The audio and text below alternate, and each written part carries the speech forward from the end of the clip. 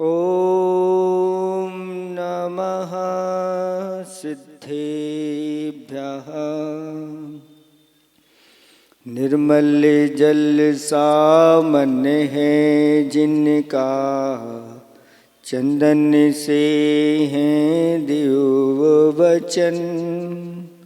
अक्षत सम अक्षत है श्रद्धा, सुमनों सा सुंदर है तन। नैवेद्य चरित्र ज्ञान है दीपक, वसु विधि करते धूप दहन। ध्यान सुफल है अर्घ समाधि, मुनिवर तुमको नित्य नमन। अनर्घ पद को पाने गुरुवर, मेरा अर्घ समर्पित है।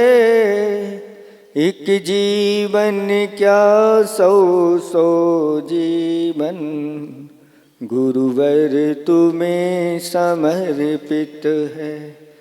ऋषिवर तुम्हें समर्पित है। देवादिदेव 1008 कैवल्य कमलापति श्री आदिनाथ भगवान की। देवादिदेव 1008 चैतन्य चमत्कारी चिंतामणि पारसनाथ भगवान की। देवादिदेव 1008 वर्तमान शासनायक महावीर भगवान की। परम पूजिक स्वाट आचार्य प्रवर गुरुवर श्री विद्यासागर जी महामुनिराज की। 3 कम 9 करोड़ मुनिराजों की। सिद्ध चक्र महामंडल विधान की। बोले परम पूज मुनिवर शिव विमल सागर जी महाराज की। समस्त मुनि संघ की।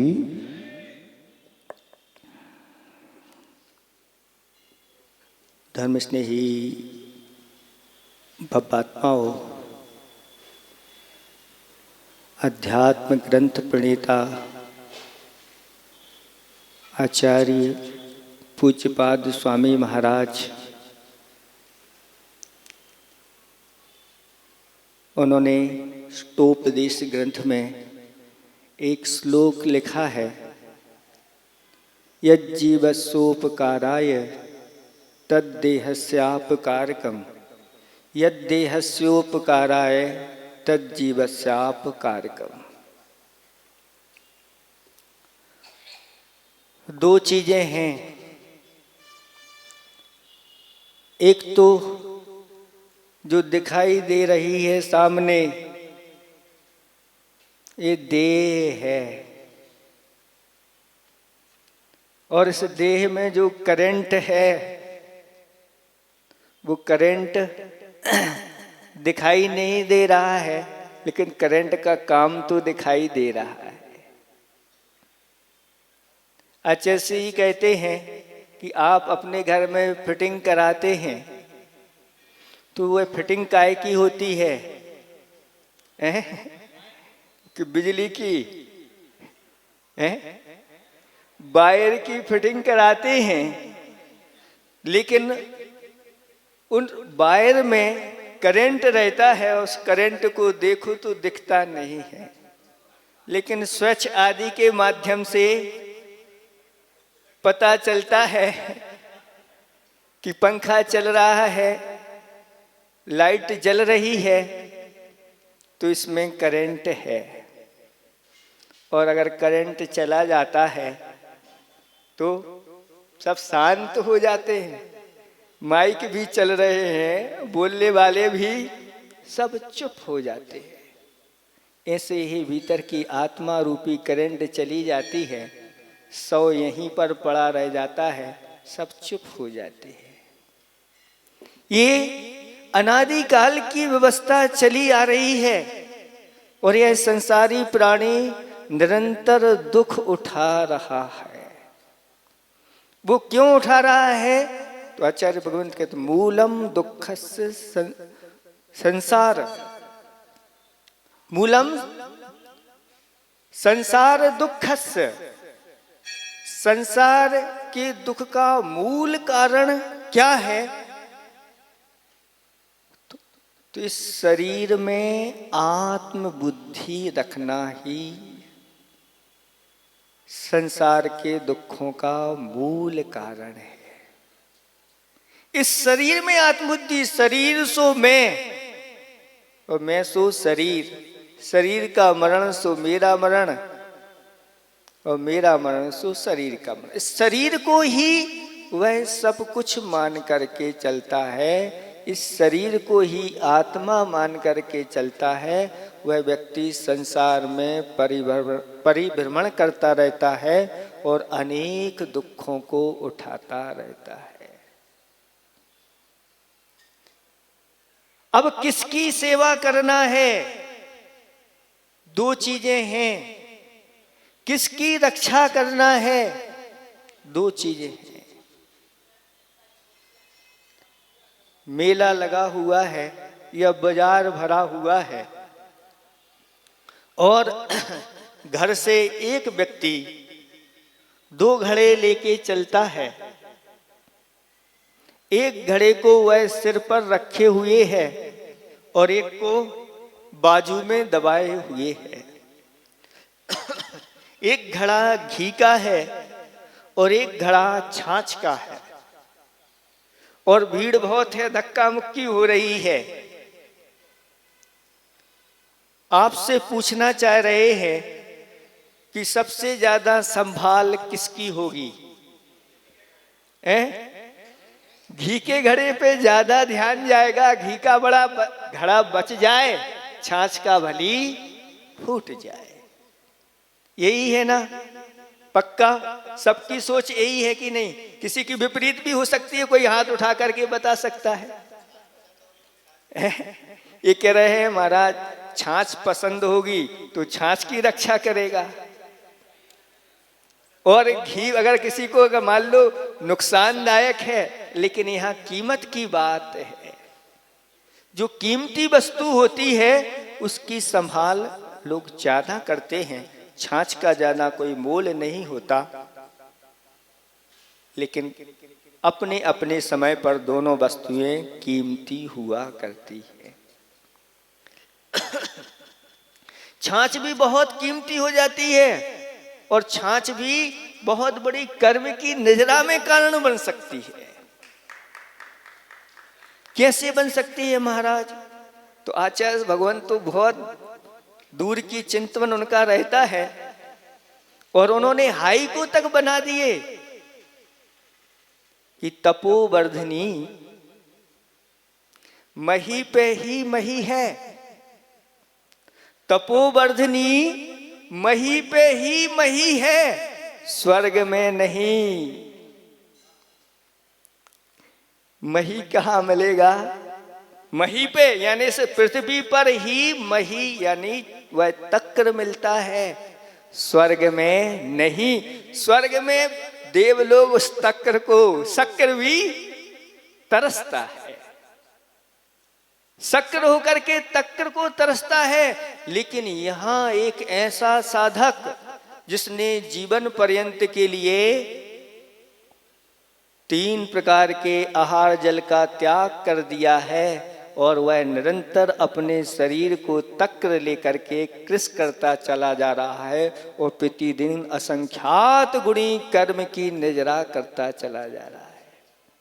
तपोवर्धनी, तप को बढ़ाने वाला ये तक्र होता है और अंत समय में समाधि के समय तक्र पर आ जाते हैं और ऐसी घनी निर्जरा करते हुए अंत में उसको भी छोड़ करके और स्वर्ग आदि को प्राप्त कर लेते हैं।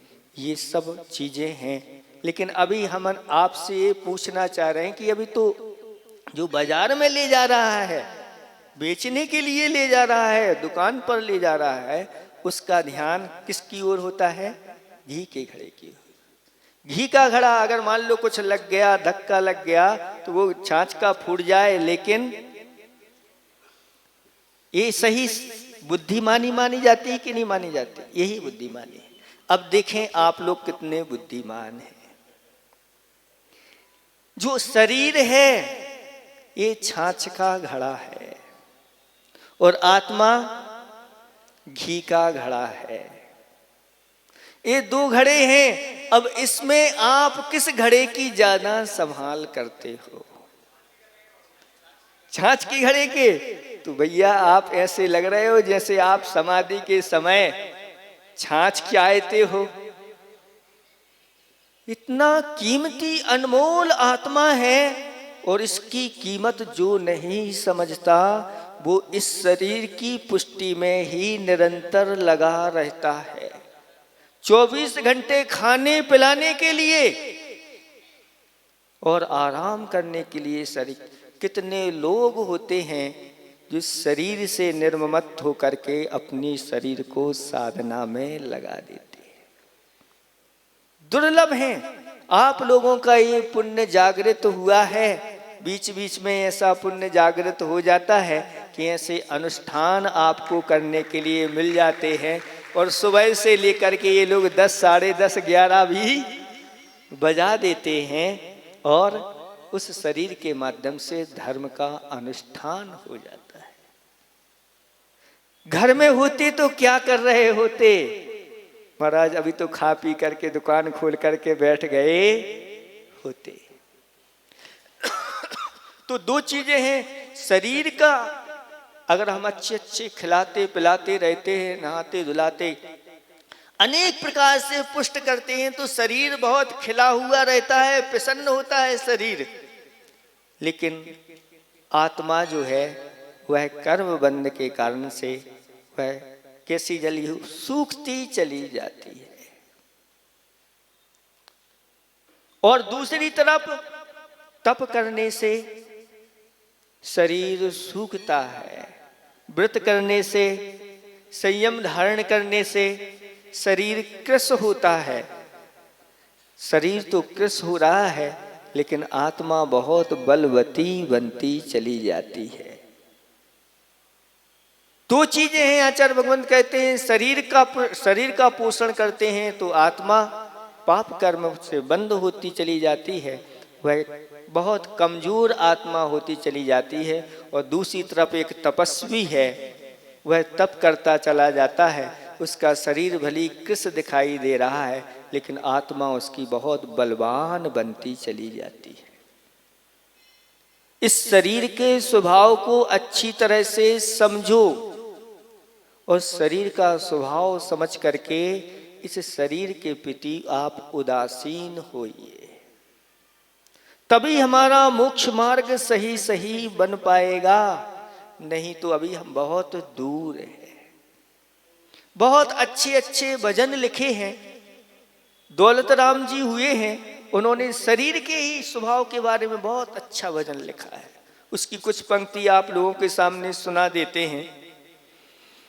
मत की जो जियारी, गिन गेह देह जड़ जान के, मत की जो जियारी। क्या कहा जा रहा है? हे भव्य प्राणियों, इस शरीर के साथ यारी मित्रता मत करो। घिन गेह देह जड़ जान के। यह शरीर कैसी है? घिन जानते हैं आप लोग? दुर्गंधित अनेक पदार्थों का यह स्थान है। गिन गेह, ये किसका घर है? घिनौनी चीजों का यह गृह है। ऐसा जान करके इससे यारी मित्रता मत रखो। मात तात रज बीरज सो, यह उपजी मल फुलवारी। अस्तिमाल पल नशा जाल की, लाल लाल जल क्यारी। मत की जो जियारी, गिन गेह देह जड़ जान के, मत की जो जियारी। क्या है ये? मात तात रज बीरज सो, उपजी मल फुलवारी। ये मल की फुलवारी है, क्योंकि यह मल से ही उत्पन्न हुई है। उत्पत्ति इसका स्थान मल है, और जिस वस्तु से बनी हुई है वह भी मल है। उपजी मल फुलवारी, अस्थि माल पल नशा जाल की। हड्डियां हैं, रक्त है, और अनेक प्रकार की नसें, नस जाल इसके अंदर भरे हुए। कर्म कुरंग थली पुतली यह मूत्र पुरीष भंडारी, चर्म मणि रिपु कर्म घड़ी धन धर्म चुरावन हारी, मत की जो जियारी। कर्म कुरंग थली पुतली है, कर्मों की सेना की यह स्थली है। मूत्र पुरीष भंडारी, भंडार है। चर्म मणि रिपु कर्म, कर्म रूपी शत्रु से यह संयुक्त है, चर्म से मड़ी हुई है। और क्या है? धन धर्म चुरावनहारी। अगर इस शरीर की सेवा में लग जाते हैं तो धन भी और साथ साथ में धर्म भी चला जाता है। जो शरीर की सेवा में लग जाते हैं यहां नहीं आ पाते और उनका धर्म चला जाता है। जिन पोसीते भय सदोषी तिन पायो दुख भारी, और जिन तप ठान ध्यान कर सोसी तिन पढ़नी शिव नारी, मत की जो जियारी। जिन पोसी, जिन्होंने शरीर का पोषण किया वे अनेक दोषों के पात्र बने हुए हैं। और जिन तप ठान ध्यान कर सोसी, जिन्होंने तप और ध्यान के माध्यम से शरीर का शोषण कर दिया, तिन पर्णी शिव नारी, वो सिद्धालय में जाकर के विराजमान हो गए। सारी दुनिया उनकी अर्चना पूजा कर रही। दो चीजें हैं आपको लिए, क्या करना है ये आपको निर्णय लेना है। अभी तो आप कह रहे थे कि हम घी के घड़े की रक्षा करेंगे, अब कहने लगे महाराज छाछ के ही हम उसमें सुरक्षा में लगे हैं, हमें घी की कीमत नहीं है। बार बार आचार्य भगवंतों ने कहा कि ये देखो, अगर इस प्रकार का आप कार्य कर रहे हो तो एक हंस है जो कौए की चाकरी कर रहा है। हंस कौए की चाकरी में लगा हुआ है, ये अच्छी बात है क्या? हंस कौन है? भीतर बैठा आत्मा हंस है, और ये शरीर खाने के लिए चाहिए, इसको अच्छा चाहिए। कौआ देखते हैं कि हमेशा वह अपनी खाद्य सामग्री को ढूंढता रहता है, लेकिन वास्तव में जो इस शरीर की चाकरी नहीं करते और हंस आत्मा इसको शरीर को नौकर बना लेता है और इससे काम लेते रहते हैं और निरंतर धर्म साधना में जो लगे रहते हैं, वास्तव में उनको ही इस आत्मा की पहचान होती है। आचार्य भगवंत ने कितनी छोटी उम्र में ऐसे उस दिगंबरत्व को धारण करके दुनिया के सामने प्रकट कर दिया। और कहते हैं आचार्य भगवंत मुझे कुछ कहने की जरूरत नहीं, ये दिगंबरत्व ही सबको एक उपदेश ऐसा दे रहा है, इसको देख लो। जो कहते हैं आज इस कली काल में निर्ग्रंथ साधु भावलिंगी साधु नहीं होते। हमें कहने की जरूरत नहीं है, जहां जहां गुरुदेव ने अपना विहार किया है अनेक आश्चर्य हुए हैं, अतिशय घटित हुए हैं। अभी उनके आचार्य भगवंत की यात्रा शास्त्रों में निकाली गई, जो हम लोगों को जानकारी नहीं, ऐसे ऐसे संस्मरण सुनते हैं। आचार्य भगवंत कहीं शाम को पहुंच गए, मंदिर में जाके नहीं बैठे, एक वहीं पर कुआं था नगर का, उस कुआं के पाट पर शाम को बैठ गए और पूरी रात्रि वहीं बैठे बैठे उन्होंने निकाल दी। जब आचार्य भगवंत वहां से निकल गए, सुबह सुबह रात्रि व्यतीत करके लोग उस कुएं का पानी भरने के लिए आए। खारा पानी था उस कुएं का, उस कुएं का पानी मीठा हो गया। ये क्या है? ये सब भावलिंगी संतों के प्रभाव से ही इस प्रकार की ये चीजें होती है। सहजता में बैठ गए, कई लोगों ने बताया महाराज जहां जब आचार्य भगवंत यहाँ आए आज तक पानी की कमी वहां नहीं हुई। ऐसे ऐसे लोग अपने मुख से हमारे लिए कह के गए कि आचार्य भगवंत के पास आशीर्वाद लेने के लिए जा रहे थे। डॉक्टरों ने बता दिया कि कमर की जो रीढ़ होती है उसका कुछ आगे पीछे हो गया है, तुम्हारा ऑपरेशन करना है। और ऑपरेशन की तिथि भी आ गई, लेकिन वह व्यक्ति कहता है कि महाराज एक बार गुरुजी से तो आशीर्वाद ले ले।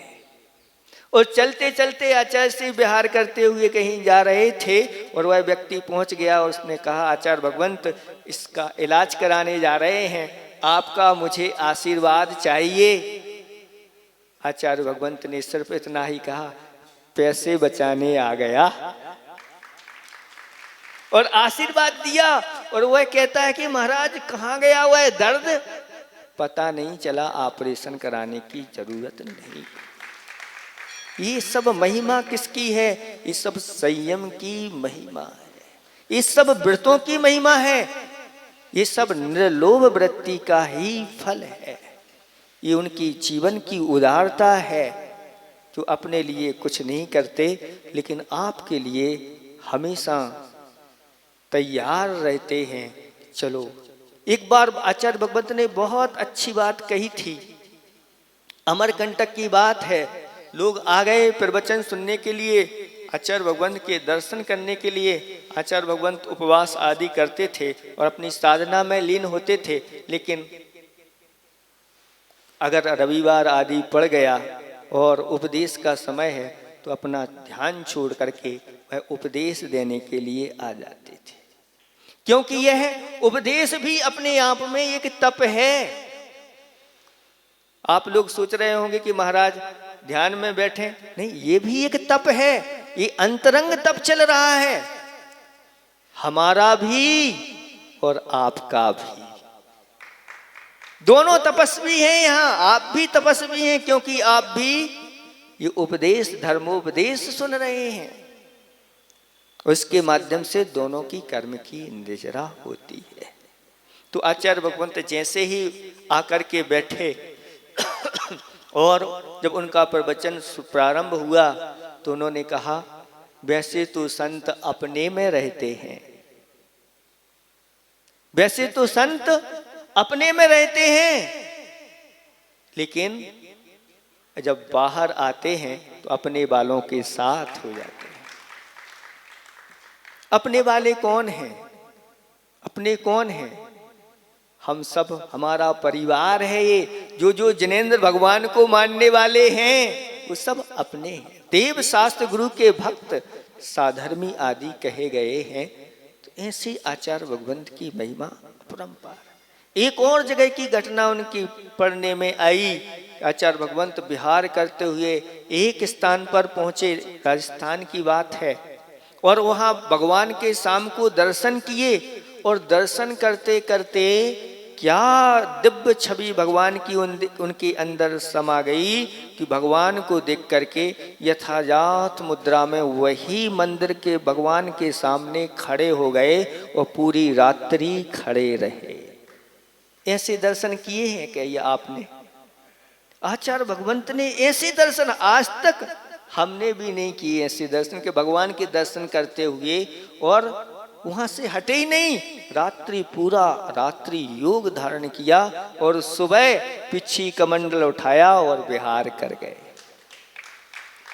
ये सब तप की महिमा है। इसलिए आचार्य भगवंतों ने कहा कि शरीर को अब ऐसे खिलाने पिलाने में नहीं लगाओ, इस शरीर को तपस्या में लगाओ। आज आप लोग 64 रिद्धिधारी मुनिराजों की आराधना यहाँ कर रहे हैं। ये रिद्धियां ऐसे ही प्राप्त नहीं हो जाती। आचार्य भगवंत कहते हैं ये तपस्या के माध्यम से ये रिद्धियां प्राप्त होती है। जो अपने जीवन में चतुर्थ काल में ऐसे मुनिराज साधना करते हैं, उनकी साधना उनकी विशुद्धि के माध्यम से ये रिद्धियां हो जाती हैं। तो बड़ी बड़ी तपस्या, कुछ तो ऐसे मुनिराज होते हैं जो बड़ी बड़ी तपस्या भी नहीं करते और सीधे दिगंबर मुद्रा को धारण करते ही रिद्धियां प्राप्त हो जाती हैं। गौतम इंद्रभूति का नाम आप लोगों ने सुना है। भगवान के समूषण में जाते ही उसकी इतनी विशुद्धि निर्मलता बढ़ी और भगवान के सामने दीक्षा धारण कर ली और 4 ज्ञान के धारी हो गए। 63 रिद्धियां उनको प्रकट हो गई। ये सब क्यों हो गया? तो इसका कुछ ना कुछ तो पूर्व का रहता है। जब उनकी हमने कथा पढ़ी तो उन्होंने पूर्व भाव में ऐसे ही इन व्रतों को किया था। उस व्रत के परिणाम स्वरूप उन्हें समूषण मिला, भगवान के गणधर परमेष्टि बने और गणधर परमेष्टि बनते ही 63 रिद्धियां उनके लिए सिद्ध हो गई। इसलिए शरीर की चाकरी में निरंतर मत लगे रहो, इससे काम लो, जितना हो सके ले लो। व्रत जरूर अपने जीवन में करना चाहिए। कहा है कि व्रतशीलम तपोदानम संयमोरहत पूजनम। व्रतशीलम तपोदानम संयमोरहत पूजनम दुखम विच्छते सर्वम प्रोक्त में तत्ना संशया। ये 4 चीजें दुख को जड़ से समाप्त कर देती हैं। वह कौन सी हैं? 4 नहीं 6 चीजें हैं। व्रत, शील, तप, दान, संयम और अरहत पूजनम। जो ये 6 चीजें अपने जीवन में निरंतर करता रहता है, वह दुख को समाप्त करके सिद्धों की श्रेणी में उसका नाम आ जाता है। तो उन्होंने पूर्व भाव में व्रत किए थे, ये व्रत करना चाहिए। आज 64 रिद्धि व्रत है और बहुत सारे लोग 64 रिद्धि व्रत करते हैं। जो नहीं कर पा रहे हैं वो भी आज से संकल्पित हो जाएं अपने जीवन में। हम अगर अपने अंदर आज इस कलिकाल में 64 रिद्धियां तो प्राप्त कोई होती नहीं, तो हमारे आचार्य भगवंतों ने कहा कि अगर आपके अंदर भगवान बनने की शक्ति अभी नहीं है, कोई बात नहीं। मुनिराज बनने की शक्ति नहीं है, कोई बात नहीं। लेकिन आज उनकी आप भक्ति, पूजा, आराधना कर लो, अथवा इस कली काल में इन व्रतों को कर लो। इससे बढ़कर के और दूसरी चीज नहीं, ऐसी ये चीज है। इसलिए इन व्रतों को करो, आगे जाकर के नियम से आपके लिए 64 रिद्धियां प्राप्त होगी। जो यहाँ पर आस्था के साथ इन 64 रिद्धि व्रतों को करता है, उत्कृष्ट तो है कि अपने जीवन में उपवास करना चाहिए। 64 उपवास होते हैं। अगर वो उपवास कोई ना कर सके तो जल लेकर के कर सकता है। ये मध्यम वृत्ति है। अगर कोई नहीं कर पाए तो कम से कम एक आसन तो जरूर करना चाहिए। ऐसे ये 64 रिद्धि के व्रत जो अपने जीवन में करता है, आगे जाकर के उसके लिए भी ये रिद्धियाँ प्राप्त होती हैं। तो 2 चीज़ें हैं, आपको क्या करना है। एक तो शरीर है और एक आत्मा है। शरीर की पुष्टि से आत्मा कैसी होती है?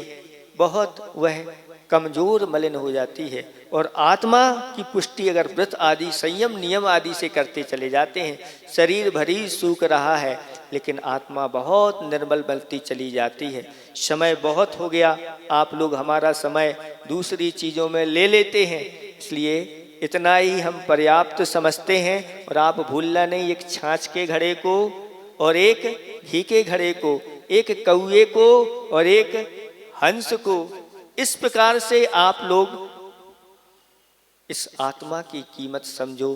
क्योंकि आत्मा ऐसा करंट है जहाँ जिस देह में पहुँच जाता है वह फलने फूलने लगती है। इसलिए अपने जीवन को संयम में निकालें, इन व्रत में निकालें।